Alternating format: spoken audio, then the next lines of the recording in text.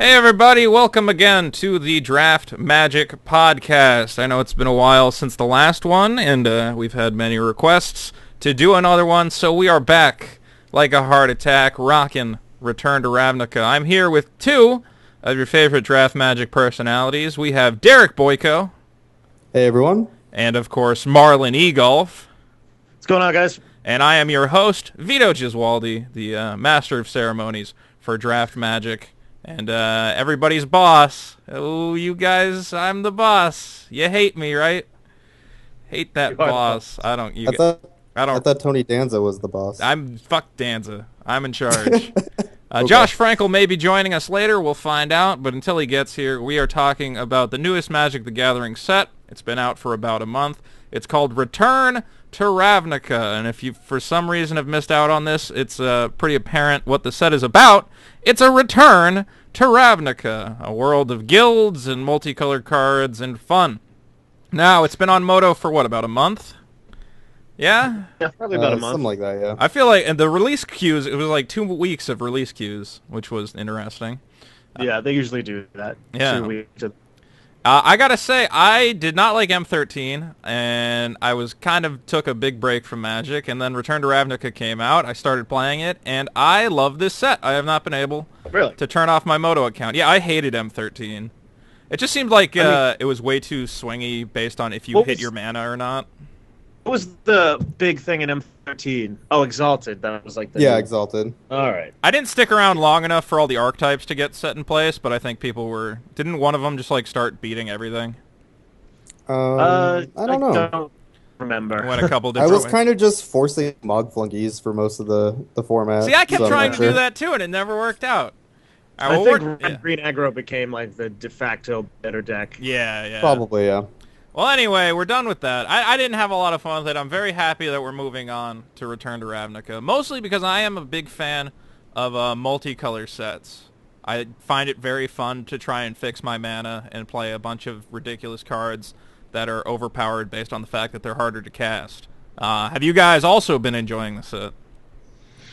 I don't know, to be honest with you. Really? Yeah, I mean, maybe it's just disappointment. I mean, if it was called like fucking Cool World or something like that, I think I would probably like it. Now, I never played the original Ravnica, so I don't have the nostalgia. It's significantly disappointing compared to the old Ravnica. Now, why is that? What was so much fun about Ravnica? You know, I was trying to think about it. It's just because all the cards were like of a level, like even something like the fucking like something like Lightning Helix or like Putrefy like wasn't that much better than like something like Fate's Fetters or like Galvanic Arc. Yeah. But the big disparity in like how good the uncommons are, like how good, you know, like Skymark Rock is compared to like Vassal Soul. Yeah, or like a guild mage will just destroy people. Yeah. Right, like a guild mage compared to like Cellar of Secrets or something like that, or not Cellar of Secrets. Well, Cellar of Secrets is one. I was thinking of the Songbird chick. Mm-hmm. Yeah. Cellar of Songbirds, whatever the fuck it's called. I will agree that now the last multicolor set they did was Shards of Alara, and that was another one that I think was really defined by the uncommons, where like, you know, the big uncommons and the multicolors would pretty much lock down a game, you know, save for the occasional bomb rare. You're saying the original Ravnica there was a lot more, you know, common shit to do? Removal, like, the removal was spaced out so you could have like really good uncommon removal and really good common removal, and just like for example, like one of a card that I first picked a ton was something like Snapping Drake. Yeah. Which is like kind of like gone down, like it's been reprinted as like Snapping Drake and as like the white one in core sets, and like Moon Heron, and it's just been like kind of a boring card, but like a card like that was really strong in Ravnica just because like everything was so similar, and having like a card with just like that much evasion was just so like above everything else, and like various like tricks like Bramble Elemental decks with like enchantments, like so there was they had each color had like a comes into play effect on an enchantment. Yeah, those were cool. It's probably the best set so far for enchantments, just because of what The like enchantments actually did something as opposed to just... the effects are so small. It would be like Galvanic Arc gives your guy first strike, but Yeah. when it comes to play, it like deals 3 damage to something, and then you had things like Bramble Elemental and like Drake Familiar that like interacted with enchantments and just like various. I also think, I mean, this isn't the set's fault, quote unquote. It's the people who make the Magic rules, but the removal of damage on the stack just took away a ton of design space. Yeah. No set has been as good as when damage still went on the stack. Right. They've just removed the ability for the game to have that layer of complexity. Right. And I mean, I guess the point was to make it more accessible for fucking idiots who couldn't grasp what damage on the stack meant, which, like, It's pretty simple, really. Yeah. Like, I left Magic in, like, 1998 or 1997, and I came back in 2004, and damage was on the stack, and, like, I had no idea what that meant. And they were like, oh, you just, damage, is applied, and before it resolves, there's a period for effects, yeah. And there's a period where, the damage is on a creature, and you can do effects in that period. And I was like, oh, all right, and, like, I never had a problem with it. Yeah, and it's mostly just like, that's the thing, is they really want to cater to a kid who, like, can't take 2 seconds to talk to somebody and be like, oh, what's going on? Oh, because I just started playing yesterday. Oh, there's rules I don't know about. Okay, Yeah. like that would have been a thing where, like, okay, I guess, like, once in a while some kid's gonna not figure it out the first time. But when I started playing Magic, I didn't understand damage on the stack. I was like, and then, the second somebody's like, and then before it dies, I do this. I was like, oh, cool. Maybe I'll do something like that myself. To do something. Yeah. Yeah. Do you mind if I... things like Peel from Reality in Return in that's a great example, because in Ravnica was the first time they printed Peel from Reality, and it was amazing, like first pickable, just like, especially because there was, you can use it again with like your guy's own comes into play effects, but you can also like save your guy once it's dealt lethal damage and like bounce your opponent's guy. It was such a great trick, and then it was reprinted in Avacyn Restored. It was like decent, Yeah, I know that, what do you call it, Time Spiral comes back on Magic Online sometimes, but it's a completely different thing because, before with Morph, damage on the stack was like a major part of the set. It was like a huge part of the set. Now you play it and you're like, oh, these Morph guys are way worse than they used to be. Yeah, something like Zoetic Cavern, like the land, and what was the one that it was a morph and then you unmorphed it? It was an enchantment. Yeah, that used to be like really good, but now it's just kind of like not a big deal. Yeah. Or White Mane Lion in Stonecloaker. Oh my god, dude! Rescue Bear was the shit. Rescue Bear was yeah. Now, like, I remember I was like playing it online. I'm like, oh, I gotta take all these White Mane Lions, and then I'm playing, and I'm like, oh, this card is garbage. It doesn't do anything anymore. And it used to be like a marquee common. Yeah, it was basically like a removal spell. Yeah. Yeah. You were saying something about the auras between both Ravnicas. Yeah. Right. As far as auras in Return to Ravnica, I think they are actually very good in the format. Yeah, as far I'm as... actually pretty pleased with how they've done the enchantments here. A lot of them are very playable. Like Knightly Valor, for instance, is very, very playable. Yeah. Well, I mean, Deviant Glee is even good. There's Knightly Valor, Ethereal Armor, Deviant Glee, which is like Flight of kind Fancy. Yeah. And I've won a lot of games off of Flight of Fancy, just the +2/+2, and if you can get the flying off of it, it's insane. Deviant Glee is good in the right deck, because if you put it on like Rubbleback Rhino or something, I don't know. It's not, technically it's not like the same utility, but...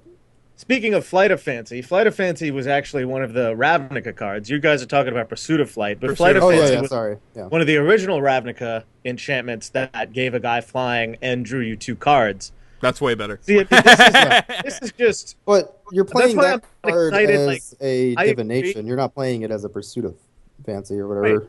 Flight of Fancy, sorry. You can put it on... I mean, for example, you could put a Flight of Fancy on a Bramble Elemental, and now you have a 4 fly that gives you 2 Saprolings and draws you 2 cards. Yeah. I mean, yeah.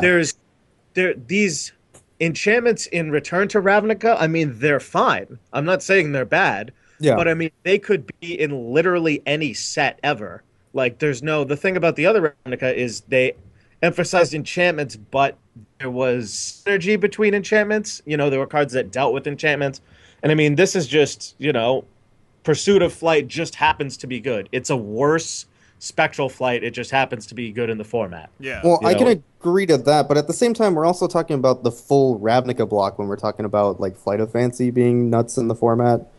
Galvanic Arc is fine, regardless of how you look at it, but we're only talking about one set of Return to Ravnica right now. So as its own standalone set, do you remember how like Ravnica City of Guilds was when it was triple Ravnica? I remember that not being as fun as, obviously the full list of the Ravnica set. So I remember Mill being a legitimate deck, and I remember Selesnya Evangel being the shit. Selesnya was very good. Boros wasn't great, but Dimir was good, and just Golgari, you could just get a lot of like Rotworms and Dueling Grudian, two other cards that benefited hugely from damage stacking. Yeah. But I don't think you draft Return to Ravnica with Gate Crash, do you? I think you just draft... You will once the third set comes out. Really? How are they doing this? So you're going to draft them both alone to start? Return to Ravnica alone, Gate Crash alone, and then all of them together. Magic's weird now. That's how it's going to be. So you will actually draft it like you drafted the old Ravnica. It's just we will essentially be going Dissension to Guild Pact to whatever. I wonder if that's to sell more packs of the middle set or what. Possibly. But, as far as a standalone set, when you were talking about it, the first set of Ravnica was built as its own part of that larger set. But when we're talking about Return to Ravnica, we're talking about a draft-alone set. That is what it's built for, which is also going to be used later on for a full draft set. So, there's a little bit of a different design space where they need to take that into account. And I think they've done a very good job so far. I'm having fun with it. I don't think Magic's ever going to be... I like the damage on the stack talk, because you're like, okay, yeah, there's a lot of creatures crashing into each other, but at least, the stuff that I'm doing, the cards are interesting, the abilities are interesting, so there's something there. Yeah, it might just be the comparison, just because, like you said, Magic's never going to be played on that type of level anymore. Like, it's been dumbed down, and it will continue to be dumbed down, because it's, the sales reflect that, Yeah. Whether that's damage on the stack or like the inclusion of like mythic rare. See, I don't think getting rid of damage on the stack. Magic thinks they're like, ooh, we got rid of damage on the stack and then our sales went up. I don't really think that was why. They made the cards like much less complicated, which was pretty much all they needed to do. That was just kind of another thing they decided. Right. But anyway, enough bitching about that. What do you guys been drafting it like crazy? Yes. Yeah. Okay, not a crazy, a couple times a week. Yeah, I've been drafting like crazy. I'll get in at least like one a day. I don't know. Now, are you guys leaning towards a particular guild right now? I really like Selesnya, and I like if I can't do straight Selesnya, I enjoy the Selesnya Golgari combination. Yeah, I'm a big fan of the Selesnya Golgari myself. Actually, that's one of the big archetypes I take. I honestly don't think I've drafted Rakdos once. Really? Yeah, I never do Rakdos. Yeah. I haven't had like a single Rakdos. I've like one time. I have been actively forcing Rakdos. It's probably smart. That deck. It's so good. The thing is, you don't like. There's nothing going on with that deck. Either you win the match or you don't. You don't think at all. Well, not necessarily. There's a lot of reach to the deck, and there's a lot you have to take into account when you're actually building that strategy. Like. Well, can my guy block or can't it? Like, there's not, I don't know. Sort of. What I'm saying is, like, you need to think about how you're actually building your deck. The 2-drop slot is the most important part of the Rakdos deck. Well, let's talk about making Rakdos work, because for me, Rakdos, I don't know, I've always felt like, if they play, what's the card that gives it lifelink and first strike? Swift Swift Justice. Swift Justice. I'm like, if they play one Swift Justice, I just get blown out. That's how I feel. So how do you make Rakdos work? See, the way I've been doing it, basically it revolves around more just making your guys as big as possible. Are you using a lot of enchantments? Yes, the easiest way to do that is Deviant Glee and Pursuit of Flight. Those are by far the best cards I found for Rakdos. Yeah. And then build your deck so that you don't have any 5 or 6 drops in it at all, and just lower your curve as much as possible. So, like, what is the order you take commons? Do you take Slaughter, ogre. What's his name? The 3/3 first strike. Oh, Splatter Thug.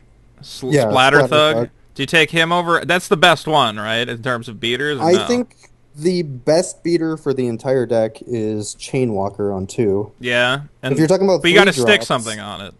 If you're talking about 3 drops and you're talking specifically about the Aura deck, the Weird is actually probably better. The 1/4, it's just a little bit harder to path.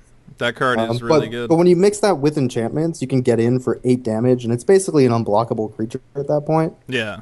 It gets pretty absurd quickly. Yeah, people were originally they were undervaluing their Frostburn Weird. I had 4 of them in like my first draft. I'm actually of the opinion Frostburn Weird is probably better than Stab Wound, just straight commonless. Although it really is situational when. I don't know. Like that card is another card that can get blown out when you like pump all your mana into it and then they burn it. I think I'm probably in the minority with that decision, but I think it's very good. Yeah. I've had plenty of games where Stab Wound does not win me the game, and it's not much better than a Deadweight, but I've had tons of games where Frostburn Weird just straight up won me the game because I had that. I feel like every time I put Stab Wound on a creature, I've won the game where that happened. I don't know why. I think it's sort of a false security. Everybody remembers the games they win off of the 2 damage, the 4 damage, whatever you get off the Stab Wound. But what you don't realize is when you're playing Rakdos especially, you're going to be bashing your guys in. And when you're playing Stab Wound, just give them another blocker for that turn. Sometimes that -2/-2 just isn't enough. You just want to kill them. Yeah. And you're not going to be trying to grind out those 2 or 3 turns to get 2 damage here and there, because you could just be hitting them for 6 to 8. Well, I just did a 4 booster sealed where I had 3 Stab Wound, and it was pretty great. I think Josh Frankel is joining us. We're going to add Josh to the call. Calling him right now. And he's getting on the call. Ladies and gentlemen, Josh Frankel. Josh, how are you? Hey, how's it going? Oh, is your mic up all the way? His mic is up all the way. Is it? Yeah. Is it too loud? There's a little bit of the staticky. Can you turn it down slightly? Yeah. That's cool. We'll keep talking while you get that handled. We're talking about Rakdos and how much we like Chainwalker. Yeah, I mean, I like Rakdos, but I guess pretty much every deck I build is usually based around the uncommons I see, unless I open a bomb rare.